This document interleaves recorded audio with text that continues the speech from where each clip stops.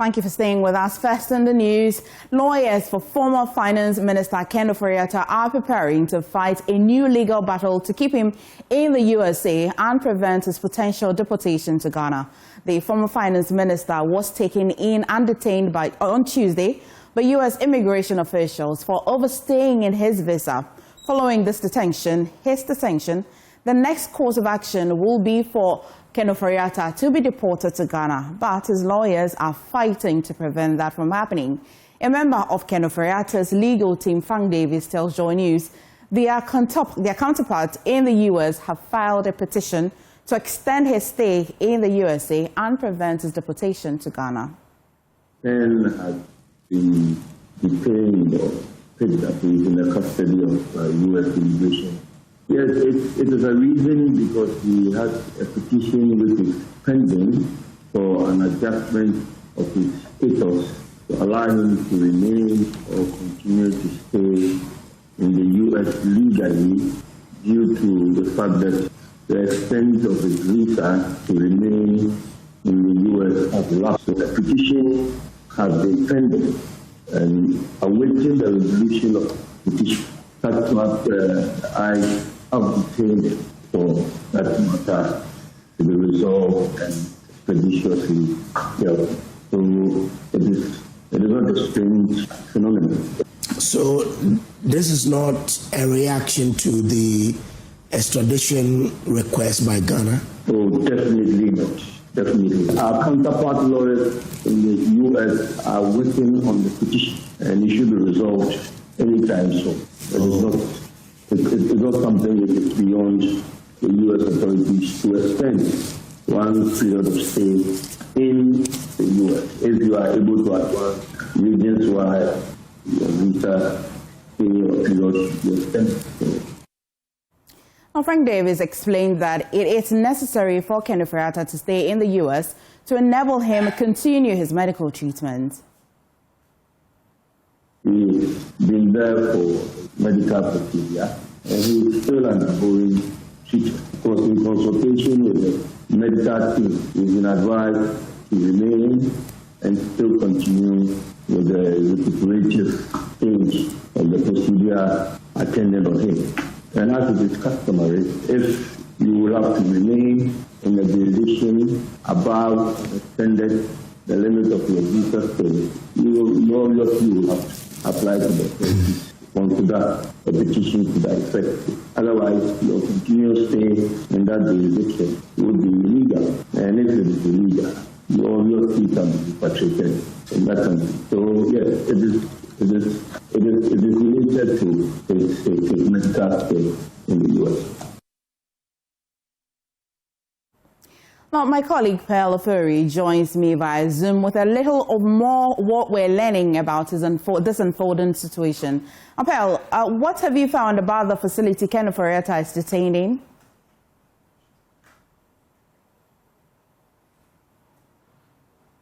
Pearl, kindly unmute.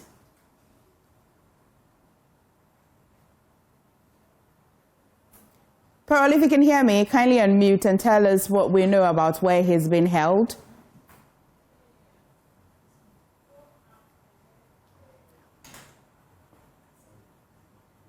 Okay, whilst I get Pearl to unmute and get us that information, here's a related story on that. The United States government says the deportation of illegal immigrants from U.S. soil remains a priority for President Donald Trump.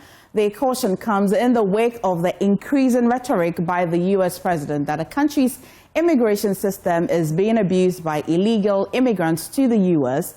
News broke in the last 24 hours of the detention of former Finance Minister Ken Ofori-Atta by United States Immigration and Customs Enforcement over visa-related issues. Speaking at an earlier news conference on his first visit to Ghana, Deputy Assistant Secretary for West Africa in the U.S. Department, William B. Stevens, noted that President Trump is keen on deporting persons who abuse the immigration laws of the country. There's more in this report. In his first visit to Ghana after assuming his tour of duty as Deputy Assistant Secretary for West Africa, William B. Stevens joined the U.S. Embassy's media roundtable here in Accra that sought to discuss emerging issues of mutual importance. A burning question on the table was about President Trump's policy on immigration. But broadly, when you say deportations, that's talking about people from Ghana who have been in America who are now being sent back to Ghana. So we're deporting them back home to Ghana. And that is broadly, or any country, right? They've come to our country. They may have violated an immigration law. They've stayed illegally. They may have committed a crime and served their time and now are being sent home because they no longer have valid status as a non-immigrant in the United States. So that's that. Then you have these people who have come to the United States and have abused the migration system, but have, for some reason or another, an inability to go home to their home country. And that is, and then finally we have, and I don't believe this applies in Ghana, but we have people who are coming to the United States to seek refugee status. And essentially, we're asking for some countries around the world to say, well, we know that the United States doesn't have room at the moment for these refugees. Would you be willing to go to? And then we have entered into agreements with countries around the world where people can go as what's called a safe third country agreement, where they can go and say, well, I can't be a refugee in the United States, but perhaps I could go to Malawi. I'm making it up. But, and we believe that some people would say, well, actually, I just really wanted to go to the United States. And we have seen President Trump's made it very clear that people have been abusing our migration system for many, many years, to the point where we have hundreds of thousands, if not millions of people in the United States illegally. And that's what this is about. It's about the president's priority and why we have focused on it around the world in protecting our borders and enforcing our laws. And we're grateful to our partners who have helped us do that. Already, authorities in the U.S. have confirmed the detention of Ghana's former finance minister Ken Ofori-Atta, who is being tried in absentia by the special prosecutor. Ghanaians earlier raised questions before Ofori-Atta's detention as to why the U.S. government was unable to immediately extradite the former government official. We are always open to receiving extradition requests. That is absolutely a firm part of any good bilateral relationship. It's certainly ours. The process of evaluating an extradition request is on the American side is very well established, and it is not generally very quick. And so we receive a request. It goes through the various mechanisms that we have to undertake. But the door is always open for those requests. There's no individual case that can be prejudged because U.S. judges make decisions. It is unclear what the future holds for the former finance minister, but what remains is the third state agreement between the government of Ghana and the United States to receive West African deportees from the United States. Well, that press briefing happened in December 2025. But back to that story on the former finance minister's detention. My colleague Pearl Ofori joins me on Zoom. Pearl, if you can hear me, what have you found about the facility Ken Ofori-Atta is detained in? Yeah, so Ken Ofori-Atta has been detained in the former Virginia jail, that's Newman St. Creek Regional Jail, repurposed into a detention center, that's the Caroline Detention Facility. Now, this facility can hold up to 336 adult detainees, that's men and women, which now include Ken Ofori-Atta, depending on the United States Immigration Customs Enforcement contract and population levels, that's ICE. Now, the Caroline Detention Facility is one of the two major ICE detention centers in Virginia, the other being in Farmville.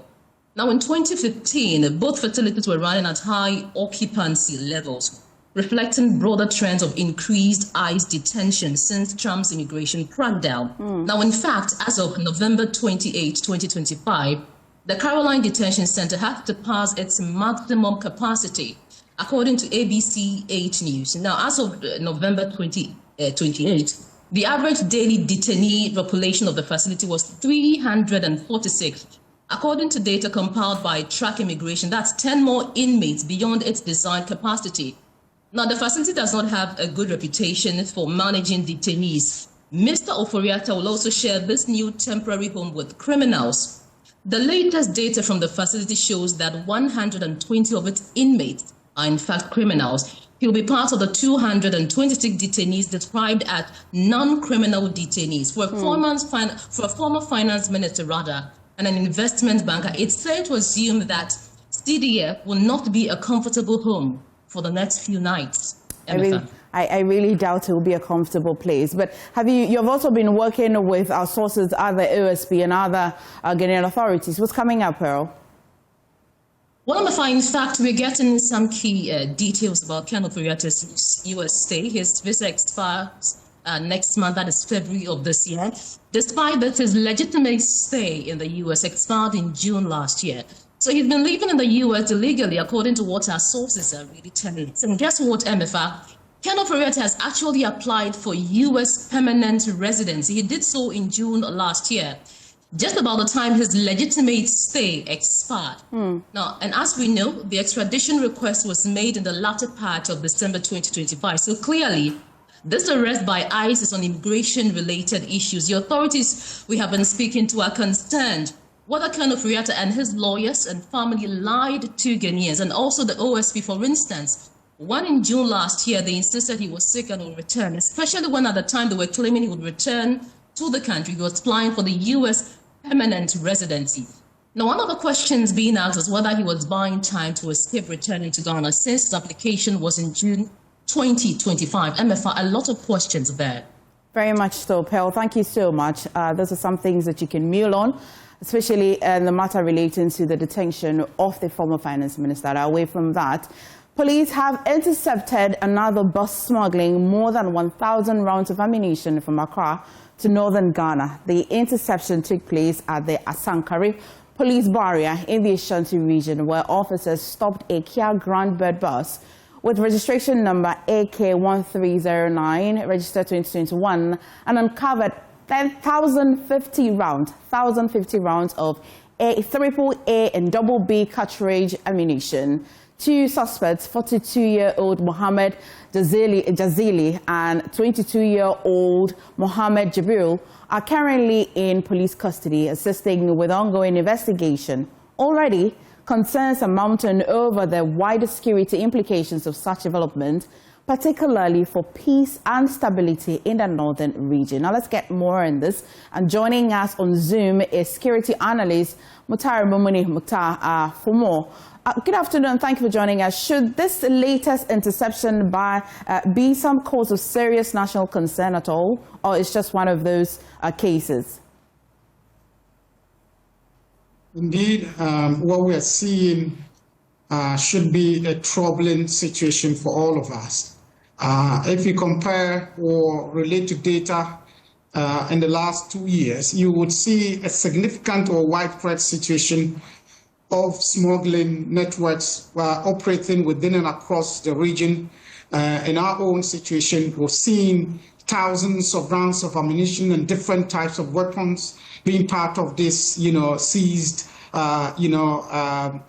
operations. And so at the moment, I think that it's a situation we can describe as, a crisis of smuggling networks within the space. And I think that we need to escalate our commitment to dealing with it. We also have seen the Small Arms and Light Weapons Commission mount serious operations, including the key flagship program relating to the amnesty program. And I want to see that we escalate our commitment to it and ensure that we address this serious situation of proliferation of arms in the system.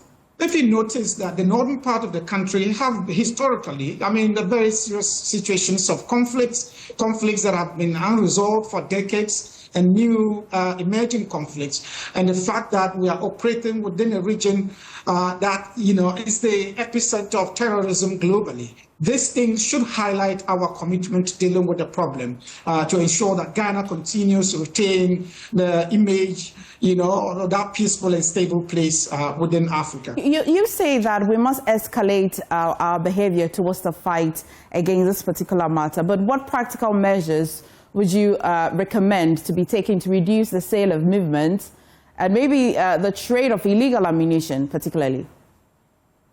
Yeah, so first of all, I mean, the people who work in this area may not see what has happened or what is happening as totally surprising. Because for a very long time, we have under-resourced institutions that are meant to deal with this problem. Primarily, the Small Arms and Light Weapons Commission have been significantly under-resourced in terms of dealing with it. And that is why you would hear in the news the promotion of a bill in Parliament to strengthen and retool the Small Arms and Light Weapons Commission to enable it not just to recruit and expand the network of operators and officers across the country, but the tools and equipment and resources they need to ensure they deal with it. If you look at the checkpoints, very often we make reference to the porosity of borders as responsible for these things. And the porosity is not just in terms of the absence of officers along the borders or checkpoints, but also complicity of officials and individuals involved, including the lack of equipment and tools to be able to identify and detect this. If you have a cargo shipment of, say, 500 bags of any good, and you have concealment of weapons underneath this, there is no any weapon along the borders, checkpoints that would enable you to detect what is underneath, except to say you unpack everything, which is practically impossible.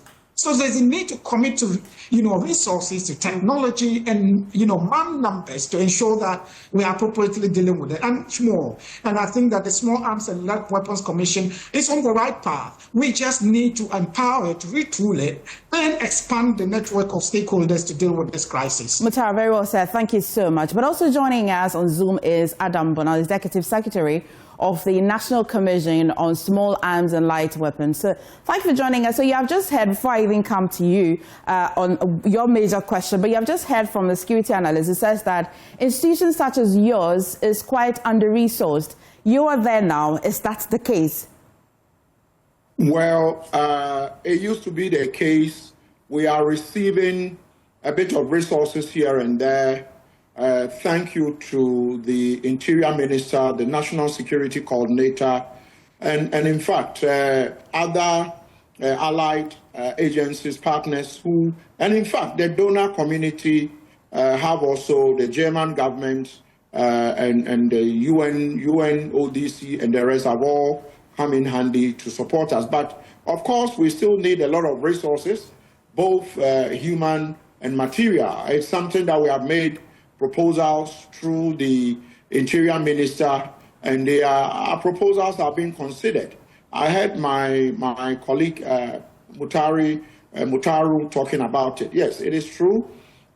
We need equipment, but I can tell you that sometime this year, the Small Arms Commission is one of the only agency that has got the weapon detection system, and that system is what usually helps us detect illicit weapons at the Tema port.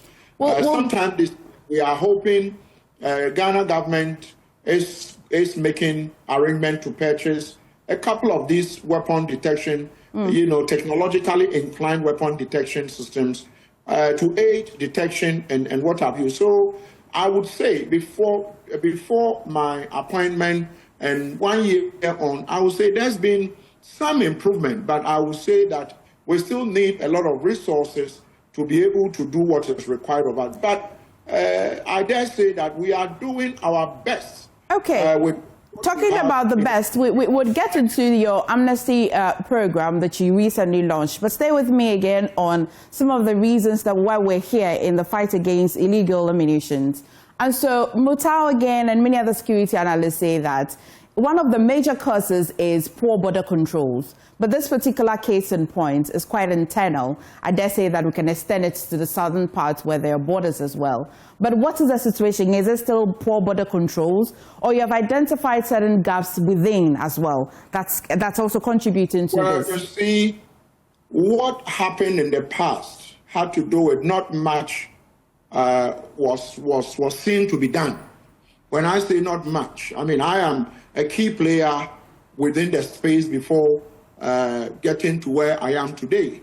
You would have called me in the past for us to discuss this. Yeah. And so, yes, we kind of had a situation where it was free for all. anyone who wanted a weapon or wanted to misbehave, wanted to acquire a weapon, went ahead and did it. But now, systems have been put in place. The regime, I mean, when the arms space, the regime is changing.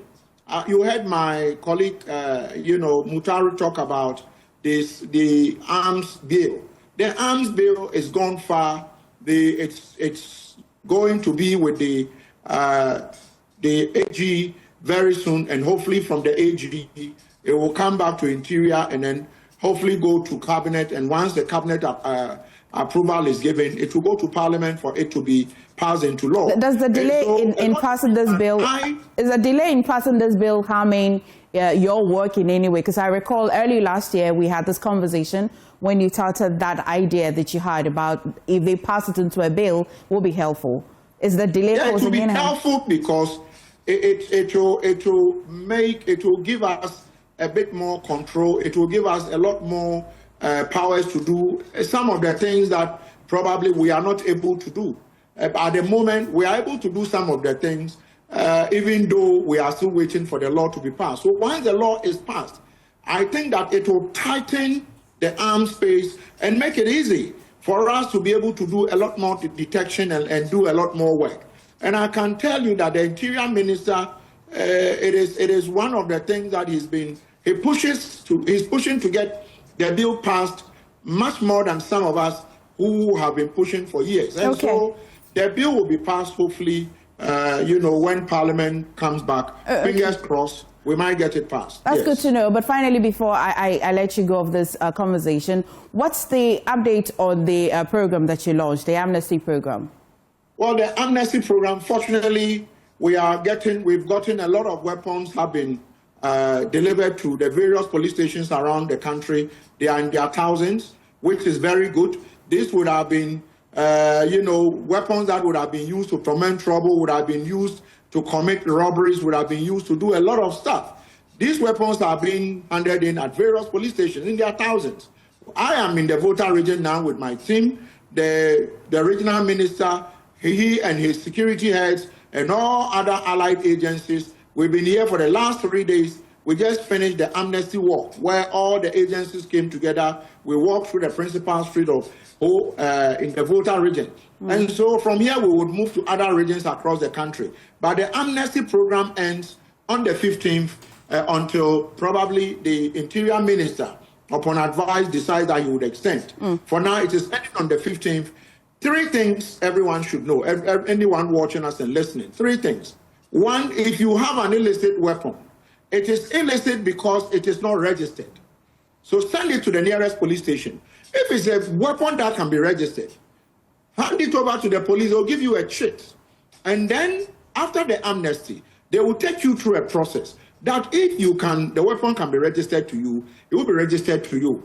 If it's a weapon that cannot be registered, the police will take it from you. Eventually, the weapon will be marked and destroyed. 2, no arrests of any form would be effected. No one will be arrested. When you go to the nearest police station, no arrest, no interrogation, nothing at all. The 3rd thing, which is also very important and significant, is that if you fail to deliver that weapon to the nearest police station, you would be arrested and prosecuted and sent to jail for 10 to 15 years. You can see the police is already arresting people all over the country, even though the amnesty hasn't ended, because some people think that it is a joke. So you will see the number of arrests going up immediately the amnesty ends. So we are asking people, your girlfriend will know you have a weapon, your boyfriend will know, your wife, your child, your friend. And so we already know those who have these weapons. Surrender them. A lot of people are surrendering, so they should take advantage of the amnesty window and surrender to the nearest police district. Thank you so much for joining us on the news. Away from that, President John Mahama has revealed that the personnel of the Ghana National Fire Service who attacked a Class FM journalist have been identified and interdicted as investigations into the incident continue. Speaking during a visit to the state broadcaster, the Ghana Broadcasting Corporation, GBC, President Mahama condemned the attack, stressing that such action will not be tolerated in a democratic society. Your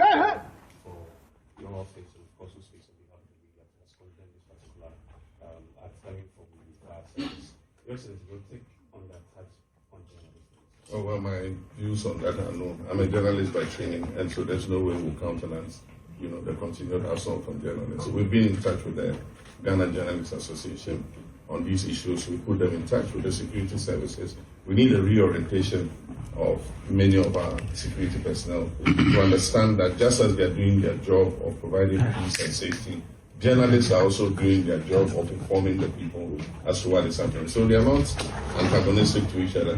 Indeed, they are both serving the same public. Yeah, so we're working on it. But occasionally these things will come up.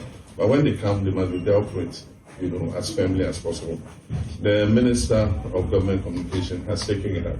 I think the officers have been identified, they've been interdicted, and an investigation is ongoing. But we'll countenance assault on journalists.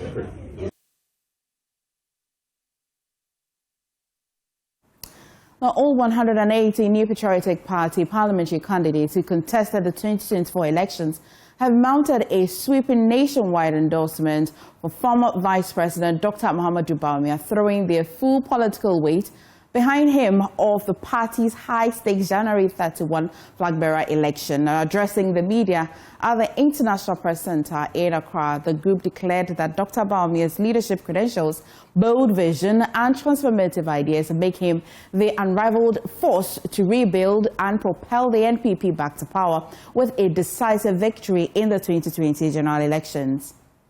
It's true that some of us of this group have, in their individual capacities, variously supported the candidature of Dr. Bawumia as he prepared for the 2026 primaries. However, we 118 PCs who represented the New Patriotic Party for the 2024 general elections, convinced that Dr. Mahmoud Bawumia was not the reason nor the cause of our 2024 electoral defeat, as per the various studies conducted by the party's own Professor Michael Quay committee, highlights of which have been provided by the General Secretary, and also independent institutions such as the Conrad Adenauer Foundation, the New Patriotic Party's own Parliamentary Caucus, the Political Science Department of the University of Ghana, have, after extensive engagement amongst ourselves, and importantly, after engaging our polling station executives, electoral area coordinators, constituency executives, former constituency executives, council of elders and patrons, taking a decision to come together and collectively declare our support for Dr. Mahmoud Bawumia's candidature for the 2028 presidential elections. This declaration, ladies and gentlemen, following the one earlier made by our 63 compatriots who were victorious in the 2024 parliamentary elections and are today ably representing the party in Parliament, is intended to send a clear message to the grassroots of our party and the good people of Ghana that the majority of their representatives whom they chose to lead the party during the 2024 general elections are strongly united behind the candidature of Dr. Bawumia.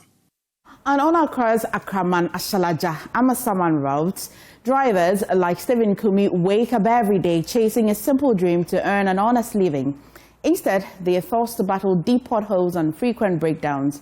Kumi's work and pay vehicle is slowly falling apart, and he is not alone. Drivers and residents who ply this route say the poor road network is turning daily travel into a nightmare. In the first episode of our feature series, Roads of Peril, my colleague Pearl Ofori focuses on the poor road network in some communities in the Amasaman constituency.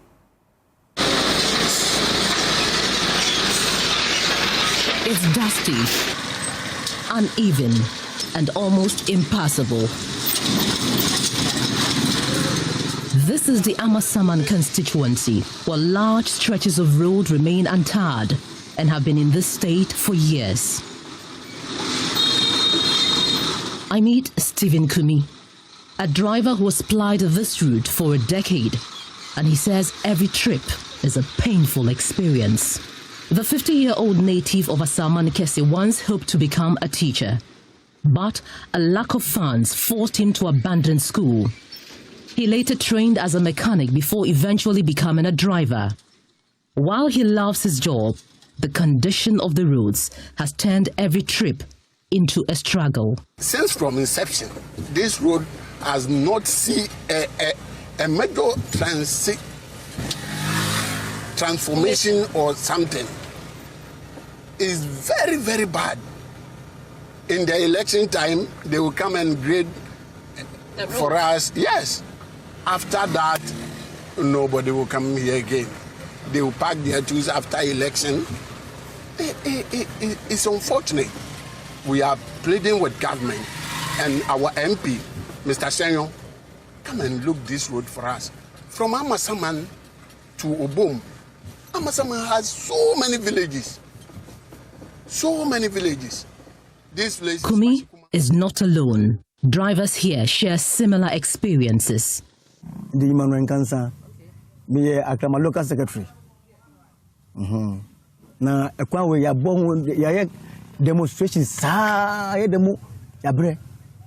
Just here. See no ya adwin say because say edu campaign tema no maba.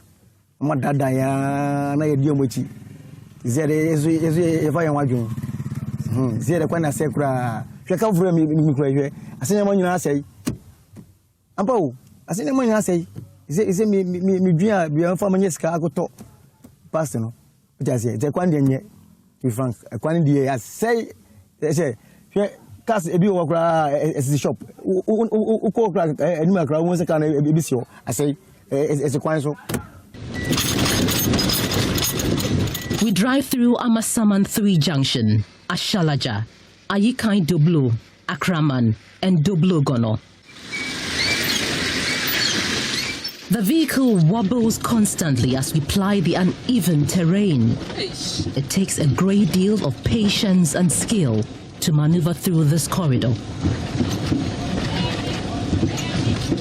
Vehicle breakdowns are a common sight in these communities. Drivers say more than a dozen break down every week. Melodufre Amasamai to Akraman. Mr. Shashe in Deka in Nam Kwan is 1 week from Menya. In fact, Manu who crossed him in Nam Kwan also. Madame Sonim Hunam in Rayamea. Nanserian Mabitra Quans, Nazmabitras and Ukrano. Still none in Sunas out on Gasasen. In Sugas out of cry, declared the cry, and your cry.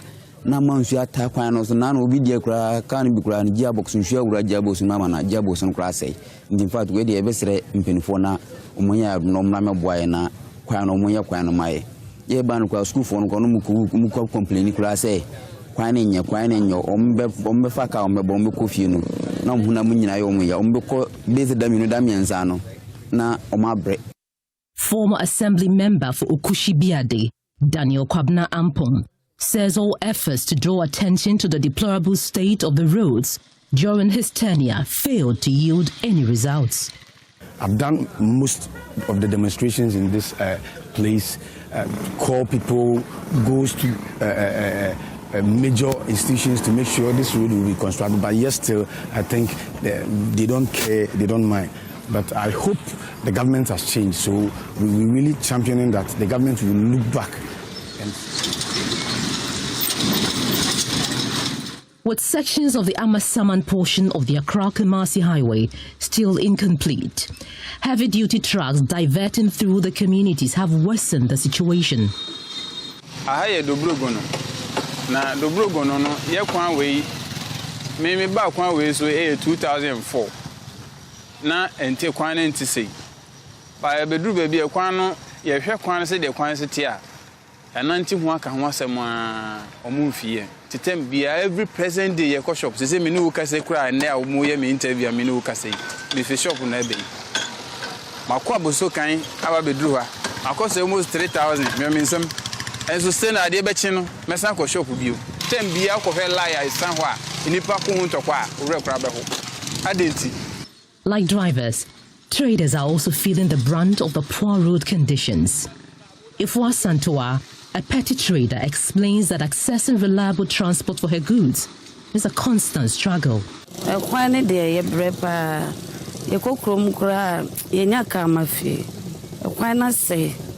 About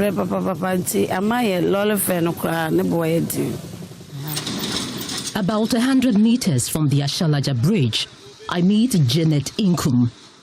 On her own initiative, she fills deep potholes with sand, offering a temporary relief to drivers, commuters and residents who use the stretch every day.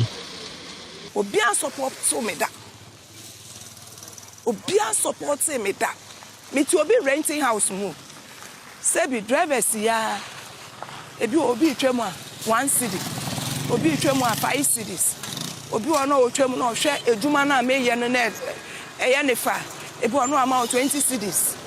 Eno ana me boaboa no kakra. Ama pe bia so. Before leaving, I asked Janet if I could help with the work. Of course, without taking a peswa.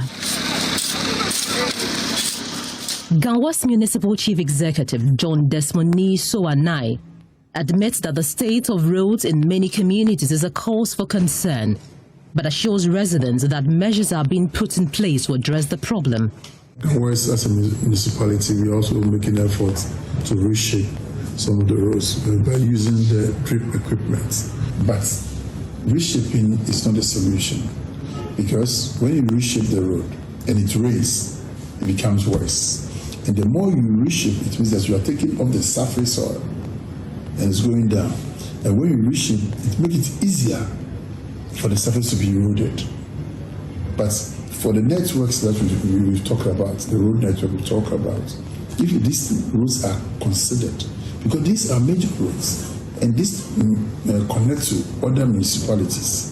So therefore, it makes Accra central and easily commutable.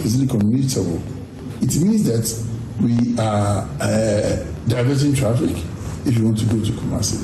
So this is not just for farming purposes. It's also a measure to urbanize the other areas to ease the pressure on Accra. Back in the communities, drivers like Stephen Kumi say their request is simple. It's a manhole, madam. This is a manhole. It's a manhole. Decent roads that reduce breakdowns and restore dignity to daily travel. For JoyNews, I am Ofori. You're watching JoyNews Today. Please stay for some business updates.